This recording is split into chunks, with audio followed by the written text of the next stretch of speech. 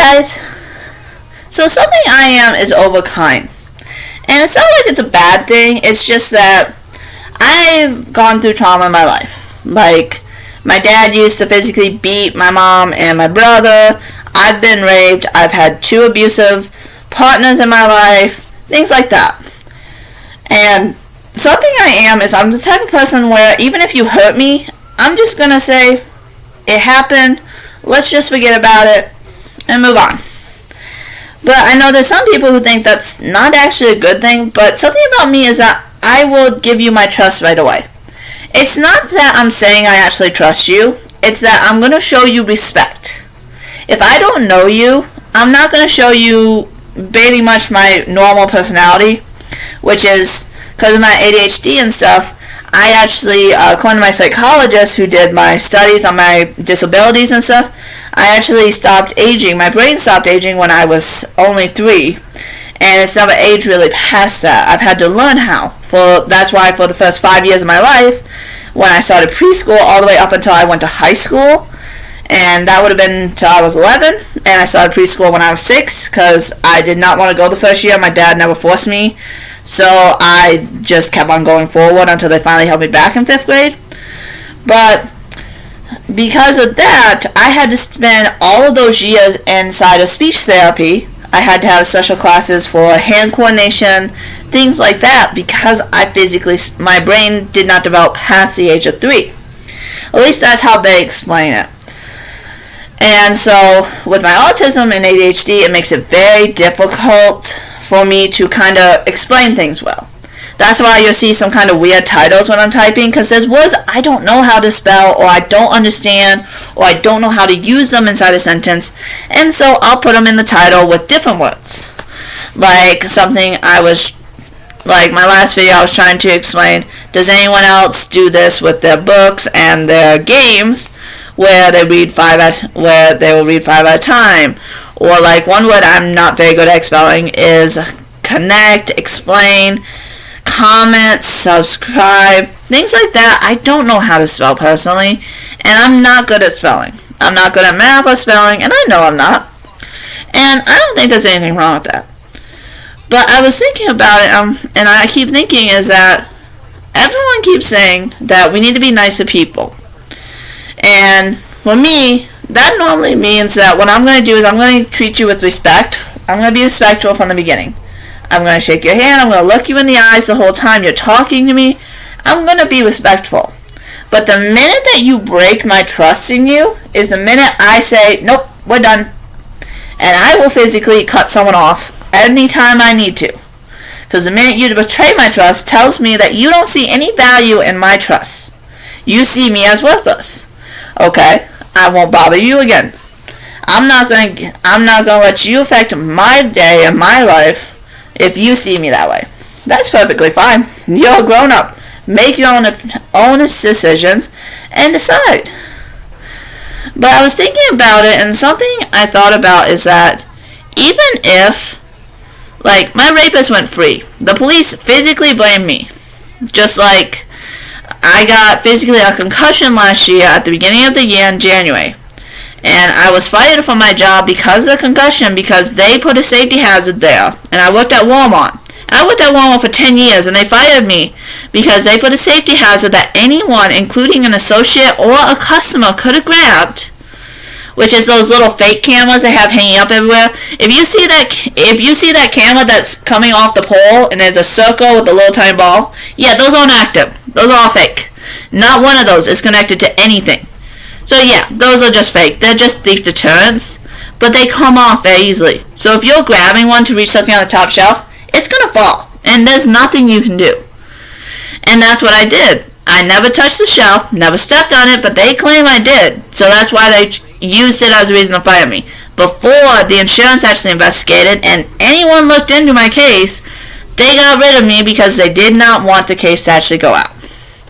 And then before that, they actually transferred me out of the store I was in for 5 years because I was making a big deal about it, because the store manager and I will say his name because I have no care for this man.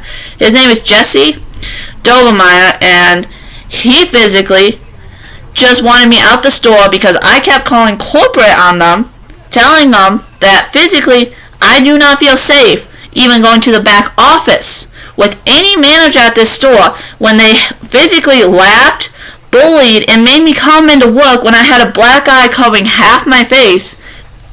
This whole entire half of my face was bruised. I had a black eye, could not see out of this side very well, and they still wanted me to come into work, even though I physically had a note saying it was a concussion. And instead of giving me time off to heal when I asked for it, Walmart just said, fuck it, we're going to fire you. So, it sucks, but me personally, I'm going to move on with it. I'll go find a new job. Yeah, it's taking a while, but I will find another job if I need to, and I will continue to be fine. But that's kind of it, is that I don't hold any ill will to these people. I may not like them personally. I can tell you, my coach, all the coaches there, every single one of his people will bully and harass you. Physically, his store has a nickname in this town. And you want to know what it is? This town calls that store the Career Ender. That is bad if in 35 years your store has a reputation for ending careers at Walmart. Because every other store I've looked at, if I got a concussion, they give me a week off. Which actually, they gave one girl who got a concussion one day before me a whole entire 2 months off. Completely fine, completely paid, because she refused to fill out an accident report which affects the my share going to the district managers and all the managers. So anyone coach or hire, so coach, store manager, assistant manager, personnel, they all have a stake in that. You file an accident report, yeah, they lose money. So they got rid of me and forced me into a new store. And the new store, since the store manager was friends with Jesse, he convinced him to fire me before insurance even had a chance to do anything. All because I would not stop calling corporate and making a big deal out of this because they are physically making fun of me. One manager was physically down the aisle when the accident happened. His answer was to just start laughing and saying, "How's that my problem? It's your fault." Yeah. If you come anywhere, if you ever come to a store and you hear that someone named Jesse Dovermeyer used to be the store manager, run. Run to the other side of the world. Because trust me, that store is going to end your career. He is good for that. Because if you are not willing to kiss ass in some Walmarts, because I'm going to say this, and it wasn't really supposed to be about this, but I do want to bring it up because it is something I'm trying to still deal with because this only happened last year. And something that with Walmart is that they're all interconnected. But if you're going to a Walmart, you do need to pay attention to how certain associates are treated. Because there's certain stores that have the idea of favorism very put into their pockets. Like I know for a fact that store, the second shift coach was paying personnel to fire the people he did not want working under him, or would not let him sleep with him.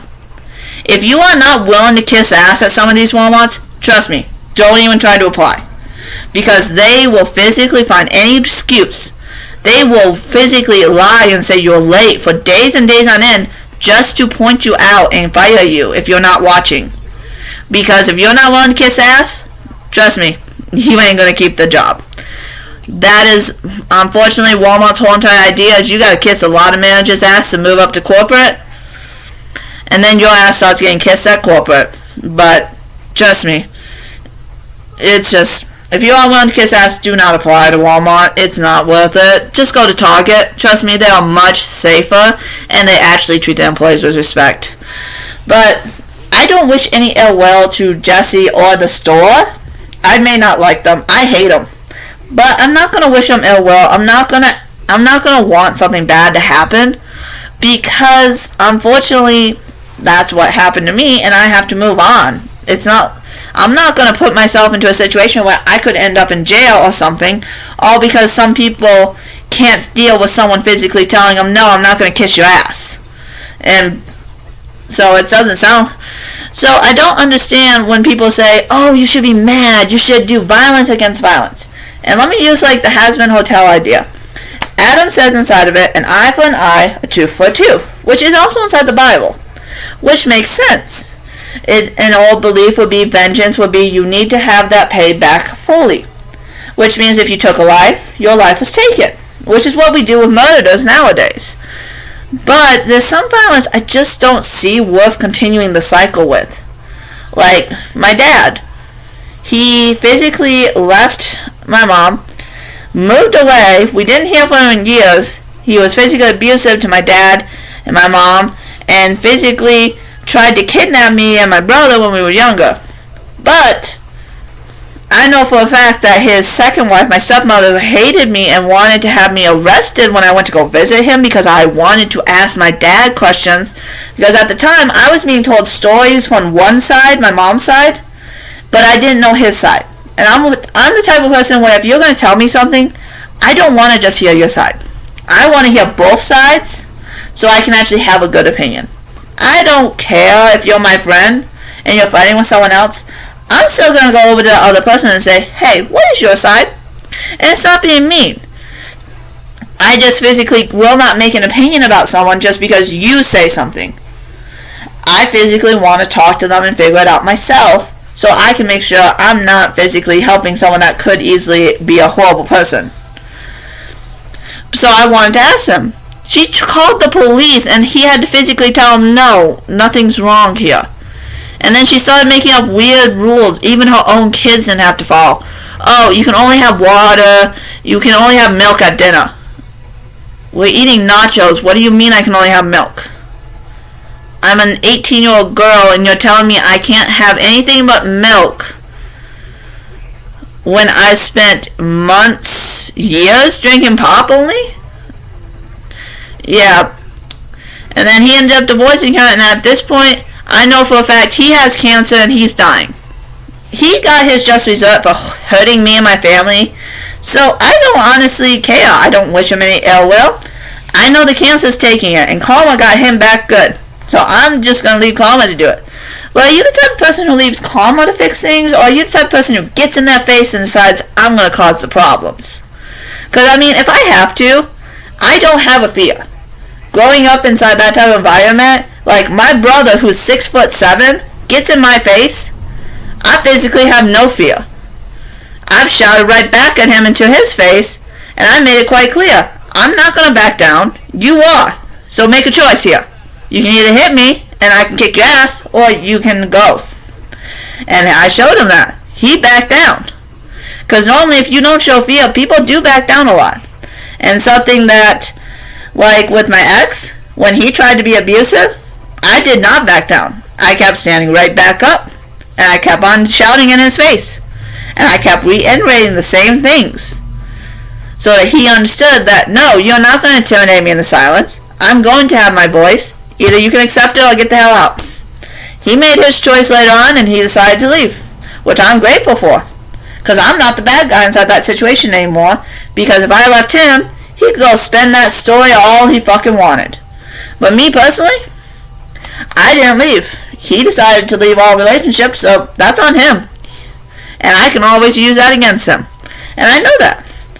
But are you the type of person that does that, or are you the type of person who physically, you're going to back away and you're not okay with that?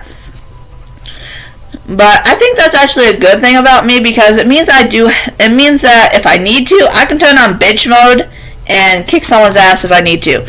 But also, I know how to be a nice person out in public. I know how to be respectful, how to actually treat people, which I think is something really we do need. But let me know down in the comments. It was nice talking to you guys. I hope you have a great day. Bye.